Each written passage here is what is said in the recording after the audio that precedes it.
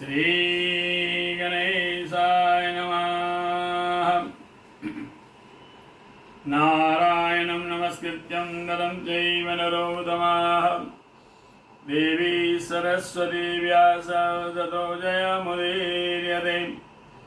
नमोऽस्तु नन्दाय सहस्रमूर्ते सहस्रपादाक्षसरोरुहावे सहस्रनाम्ने पुरुषाय सहस्रते सहस्रकोटियुगधारणे नमः। नमः कमलनाभाय नमस्ते जलसायने नमस्ते केशवाय नन्द वासुदेव नमोऽस्तुते। वसुदेवं सुतं देवं कंसचाणूरमर्दनं देवकी परमानन्दं कृष्ण वन्दे जगद्गुरो। गुरु ब्रह्मा गुरुर्विष्णु गुरुर्देवो महेश्वरः गुरुर्साक्षात् परब्रह्मा तस्मै श्री गुरुवे नमः। पुराण पुरुषोत्तमाय नमः। ओम नमो भगवते वासुदेवाय। अतः श्री मार्गशीर्ष कृष्ण पक्ष एकादशी व्रतकथा प्रारभ्यते। सुतोवाच सूत जी महाराज नैमिषारण्य तीर्थ में वैश्यमान यशु बोले पूर्व काल में श्री कृष्ण जी महाराज उत्तम व्रत ने अति प्रीति करके तिथि विधियों महात्म्य के साथ कहे हैं। उसको उनके कहे हुए प्रयत्न पृथ्वी में जो मनुष्य सुनेगा वह सुख और भोग भगवान विष्णु लोक में जाएंगे। अर्जुन और भगवान श्री कृष्ण जी से बोले कि हे जनार्दन, उपवास नक्त 4 बजे शाम भोजन और 1 बार भोजन का फल क्या है, किस विधि से उसको करना चाहिए, सब कृपा करके हमें कहिए। तो भगवान कृष्ण बोले कि अर्जुन, हेमंत ऋतु के आरंभ में आगन यानी मार्गशीर्ष के कृष्ण पक्ष में और शुक्ल पक्ष में जो एकादशी के दिन व्रत करते हैं, दशमी की रात्रि में दत्तनादि करके शुद्धता हो रहे, दिन के 8वें भाग में जब सूर्य का तेज मंद हो जाए उस समय से भोजन का नाम नक्त भोजन कहा गया है। किंतु रात्रि के साथ भोजन का नाम नक्त भोजन नहीं है। हे अर्जुन, उसके पश्चात प्रातःकाल नियम से संकल्प करें, मध्याह्न काल के पवित्र और सावधानी से स्नान करें, नदी सरोवर बावड़ी अथवा उत्तम मध्य स्नान में पूर्वक विचार करें। यदि इन दिनों में से कोई भी नाम मिले तो कुएं पर भी स्नान कर सकते हैं, अपने घर पर भी स्नान कर सकते हैं। और स्नान करने से पहले इस मंत्र व्रत करने वाला मनुष्य अमृत का स्नान करें।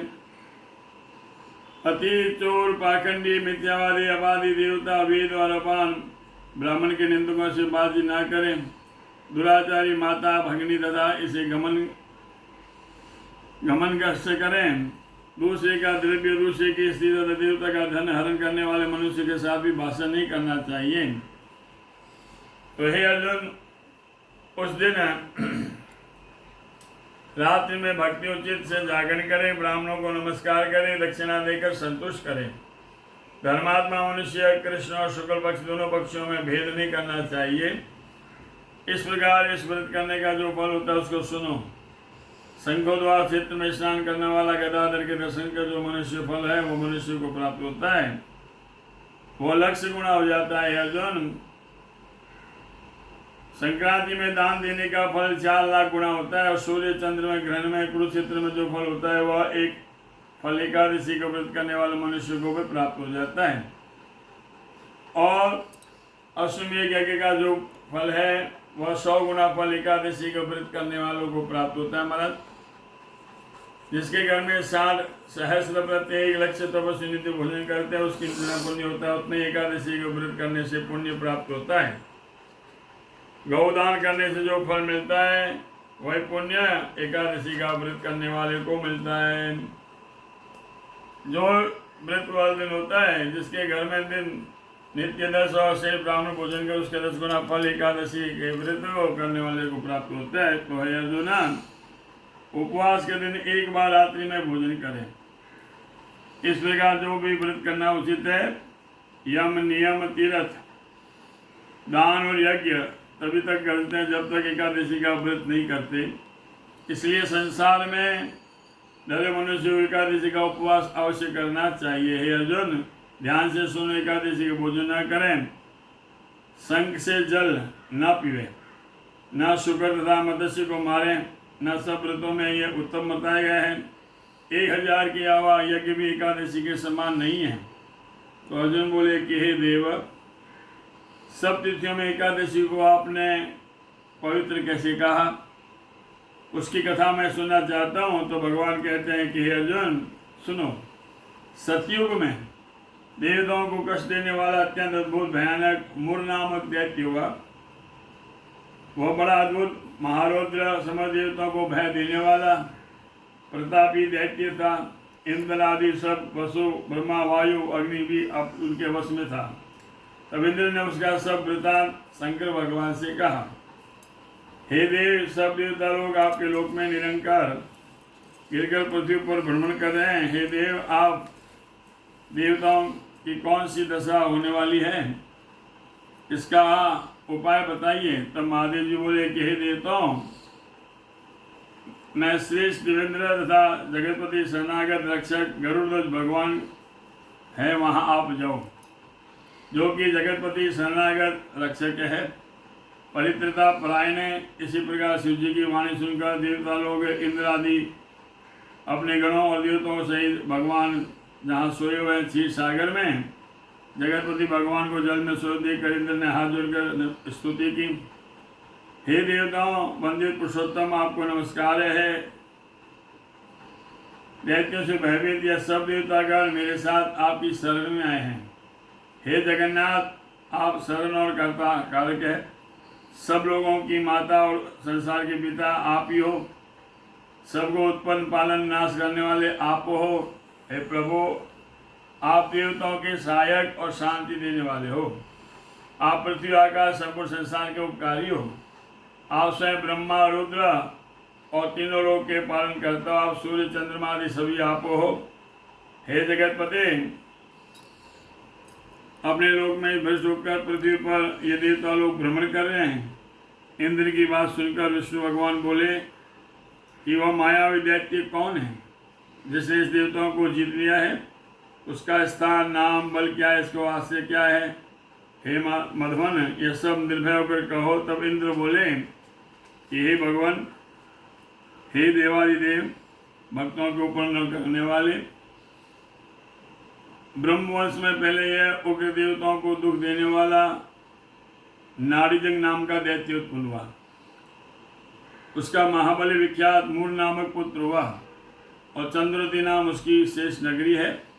सब देवताओं को अपने अधीन करके वह स्वर्ग से निकालकर महापराक्रमी दुष्ट उस नगरी में निवास करता है। इंद्र, अग्नि, यम, वायु, ईश्वर, चंद्रमा, ये सब के स्थान पर आप ही स्थित है। सूर्य बनकर आप ही तप रहा है। हे प्रभु, आपके मेघ है और सब देवताओं के अजय हैं। हे विष्णु, उस दानों को मारकर देवताओं को आप विजय बनाइए। तब उनका वचन सुनकर भगवान क्रोधित होकर इंद्र से बोले कि हे देवेंद्र, तुम्हारे शत्रु महाबली को दैत्य को मैं मारूंगा। तुम सब लोग एक साथ चंद्रवती की नगरी में चलो। यह सुनकर विष्णु के आगे करके सब देवता गए। तब देवताओं ने हजारों दिव्य शस्त्रों से सुसज्जित असंख्य दैत्यों के साथ देवेंद्र गर्जित हुए देखा। इस बलशाली असुर के भय से सारे देवता संग्राम से भाग गए, 10 दिशाओं में भागे। तब भगवान ने संग्राम में खड़ा होकर देखकर असुर नाना प्रकार के अस्त्र शस्त्र छोड़ने लगे। उसके बाद उसको दौड़ते हुए देखकर शंख चक्र गदाधारी भगवान ने सर्व के समान बाण से उनके शरीर को बीत दिया। विष्णु के हाथ से मारे गए सैकड़ों असुर नष्ट हो गए, परंतु वह एक दानव विचलित नहीं हुआ, बार बार युद्ध करता रहा। जो भगवान के भय के वायु थे अपने तेज से कुठित कर दिया, पुण्य और समान समझने लगा। जब अस्त्र से भी भय से उसे न जी सके तब परित के समान बाणों से युद्ध करने वाले लगे। दोनों में देवताओं के वर्ष 10,000 वर्ष तक महायुद्ध हुआ। उससे थकित होकर भगवान बद्रिकाश्रम को चले गए और वहाँ हेमवती नाम की एक सुंदर गुफा में महायोगी जगत के मालिक भगवान शयन करने लगे। शयन के लिए प्रवेश किया तो हे अर्जुन, 10 योजन अर्थात 40 कोस की गुफा है, वह एक द्वार है। मैं वहाँ उसके भय से डर कर सो गया। तो हे पांडुनंदन, मैं उस युद्ध से थक गया था। वह दानव उस गुफा में भी मेरे पीछे पीछे आ गया। वहाँ मुझे सोया देखकर मन में विचार करने लगा, दैत्यों के संहार करने वाला विष्णु को मैं मारूंगा। यह दुर्बुद्धि विचार कर ही रहा था कि उसी समय मेरे शरीर से एक प्रभावशाली कन्या उत्पन्न हुई। जब उस दैत्य ने उस देवी को दिव्य शस्त्रों से युक्त युद्ध के लिए ललकारा, उस समय स्त्री के युद्ध के लिए कहने पर मूर्ख दैत्य ने युद्ध की इच्छा की, तो वह स्त्री उस दैत्य के साथ निरंतर युद्ध करने लगी। उसके भयंकर युद्ध को देखकर वह विस्मित हो गई।